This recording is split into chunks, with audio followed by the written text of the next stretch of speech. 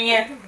ये मनुष्य शरीर ये परमात्मा का जीता जागता मंदिर है, जीता जागता ये चर्च है, जीता जागता गुरुद्वारा है, जीता जागता ये मस्जिद है।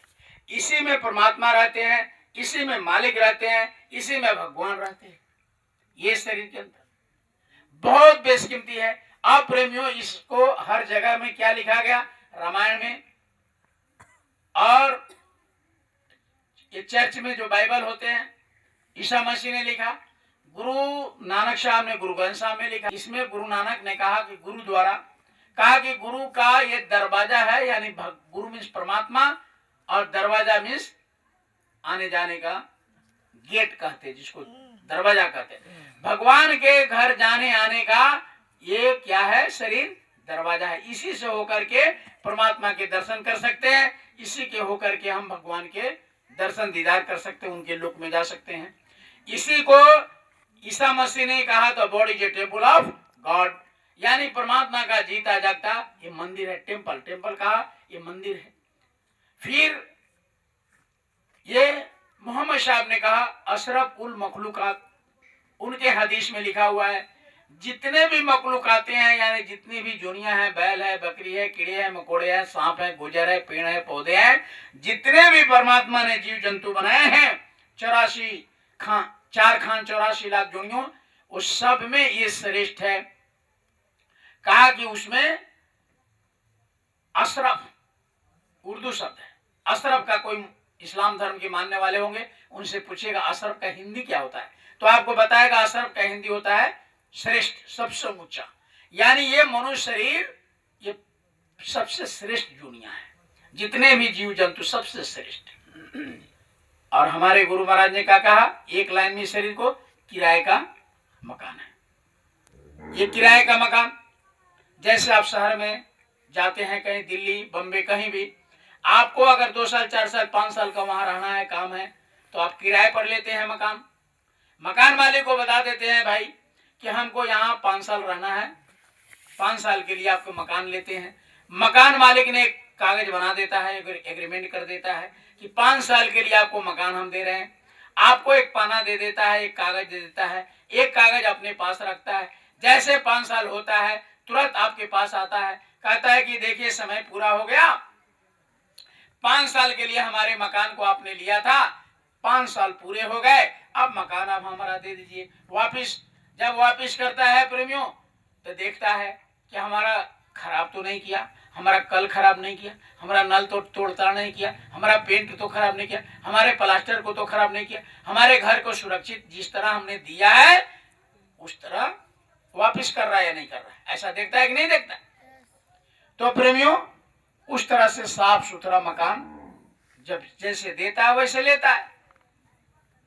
ठीक उसी तरीके से प्रेमियों गुरु महाराज ने कहा कि ये जो शरीर है ये भी किराए का मकान है।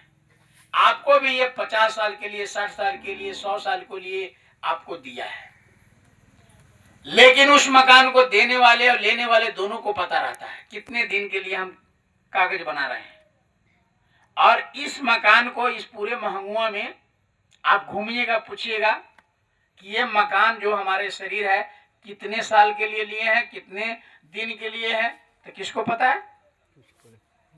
अच्छा जी, कितने दिन के लिए दिया है? ये कोई पता नहीं, कोई पता नहीं है, कोई पता नहीं है पूरे।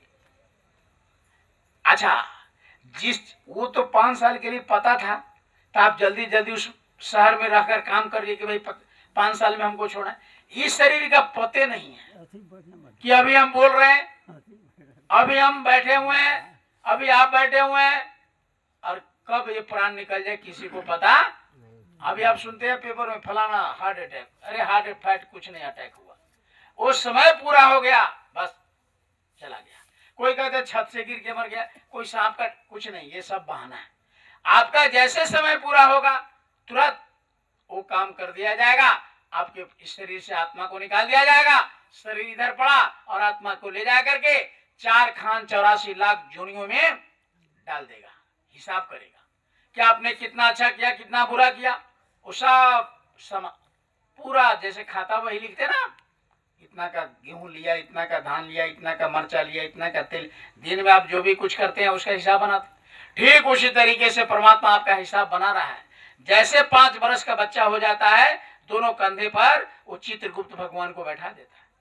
बाएं पर जितना आपने बुरा किया, बुरा सोचा, बुरा देखा, सब लिखता है। और दाहिने पर जो बैठा है वो कितना अच्छा किया, कितना आपने सही काम किया, कितना परमार्थ का काम किया, कितने यज्ञ का काम किया, कितने को पानी पिलाया, कितने को भोजन कराया, कितने को शुभ कर्म किए, सब लिख रहा है। जब यहाँ से जैसे धाम से शरीर गिरेगा, आत्मा को ले जाकर के धर्मराय के दरबार में खड़ा कर देगा, ऐसे बटन दबाएगा, बस आ जाएगा कि इन्होंने इतना पाप किया, इतना बद काम किया, इतना नेक काम किया, इतना पाप किया, इतना पुण्य किया। अब दूसरा बटन दबा देगा, ऐसे भेज देगा, इसको ले जाओ, इन्होंने बहुत अच्छा काम किया है, स्वर्ग में ले जाओ, 2 साल के लिए स्वर्ग दो इसको, बहुत पुण्यात्मा है, 2 साल के लिए स्वर्ग बन गया।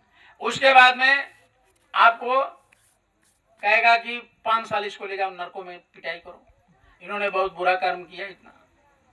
एक बार आपने सुना होगा, भागवत गीता में पढ़े होंगे, एक बार कृष्ण भगवान जा रहे थे, सारथी का काम करते अर्जुन का, कुछ दूर जा रहे हैं तो अर्जुन ये पूछा कि आप इतना ठठाकर हंस क्यों रहे हैं। कृष्ण भगवान ने अचानक हंसने लगे, कहा कि भाई क्या बात है, इतने हंसने लगे। कृष्ण भगवान ने कहा कि देखो अर्जुन, ये देखो, ये चिट्ठी जो है ना, ये धरती पर चल रही है, इसको देखकर हंसी आ गया। कृष्ण भगवान ने कहा कि ये चिट्ठी को देखकर हंसी आ गया, इधर बैठो बच्चे, इधर बैठने का ढंग सीखो, इधर चलो। और 5 साल के लिए स्वर्ग में, 10 साल के लिए नरक में, ऐसे जैसे जैसे आप कर्म किए रहेंगे वैसे वैसे वो डालेगा। वहां आपका पढ़ाई लिखाई, नौकरी चाकरी, धन संपत्ति, वकील वकालत नहीं चलता है, वहां कोई आपका नहीं होगा। हाँ, वहां जाकर के हिसाब होगा, और वहां कोई आपका दाएं बाएं नहीं चलेगा। अब वहां जमदूत ले जाकर के नरकों में पटकेगा, वहां पिटाई होगा, मार ये होगा, फिर जोड़ता है, फिर काटता है, फिर जोड़ता है, फिर काटता है। गुरु महाराज ने कहा कि बड़े बड़े बादशाह, बड़े बड़े राजा वहां नरकों में पिटाई उनकी पड़ रही है, आज भी वो करा रहे, चिल्ला रहे। तो प्रेमियों, यहाँ जो भी हम करते हैं उसका सब हिसाब होता है। अब गुरु महाराज ने कहा कि वहां नरकों और चौरासियों से बचने के लिए गुरु महाराज ने कहा कि इसी शरीर में परमात्मा को पाने का रास्ता है। कहाँ मिलेगा? इसके लिए गुरु महाराज ने कहा कि शरीर छूटने के पहले, जैसे कैसे आप लोगों ने बताया कि कोई ठिकाना नहीं है शरीर कब छूट जाए, किसी को पता नहीं है। तो भाई जिस चीज का पता नहीं है, हमको कल जाना है पटना, तो हम लोग क्या करते हैं, कपड़ा लाता साफ सुथरा आयरन वगैरह करके, नहा धोआ करके और तैयार हो करके बैग वगैरह अटैची ले करके जाते हैं कि भाई हमको पटना जाना है, स्टेशन जाते हैं, बस स्टैंड में जाते हैं। आप बस स्टैंड में गए, अचानक पता चला कि आज हड़ताल है, या आपको फोन आ गया कि जिस काम से पटना जा रहे थे आज वो नहीं होगा, या कोई घर में कोई ऐसी घटना हो गया, तो हम जाते हैं कि रुक जाते हैं? बोलिए ना भाई साहब, रुक जाते हैं। हमको कहीं भी जाना होता है पहले से योजना बनाते हैं, लेकिन ऐन मौके पर कोई ऐसी बात हो जाए तो हम लोग उसको ब्रेक लगा देते हैं। लेकिन एक दिन इस शरीर को छोड़कर जाना है, इसमें ब्रेक लगेगा चाचा जी? बोलिए ना। पलों के ठिकाना नहीं, सेकंडों नहीं, इसका कोई ठिकाना है? इसका कोई यह है कि नहीं हमको नहीं मरना है, हमको जिंदगी भर आना है, हमको जाना ही नहीं संसार से, एक दिन जाना है। तो जब हम पटना जाना है, बम्बे जाना है, दिल्ली जाना है, या कहीं गांव में एक दूसरे से मिलने जाते हैं, तो हम तैयार होकर जाते हैं। आज जहां निश्चित जाना है उसके लिए अभी हम लोगों ने क्या तैयारी की है? पूछो ना। माने बैग लटकाते हैं, कपड़ा सरियाते हैं कि हमको जाना है। ये है बताए बहन नैहर जाएगी तो 1 सप्ताह पहले ही से मार्केटिंग शुरू हो जाएगा, छतौनी है, सामान लेना हो, सामान। भाई लोग को जाना होगा ससुराल या कहीं न्योता करने, पहले ही से कपड़ा आयरन, पहले ही से तैयार, हाँ फलाने जाना है, न्योता है। लेकिन जिस हो सकता है कि वहां जाना न पड़े, कोई घटना हो जाए, कोई हड़ताल हो जाए, बस फेल हो जाए, ट्रेन फेल हो जाए, या कोई ऐसा घटना हो जाए तो हम नहीं जाते। यह शरीर एक दिन छोड़ना है, ये सब जानते, ये रुकने वाला नहीं है। तो वहां के लिए इतना हम लोग तैयारी कर लेते हैं।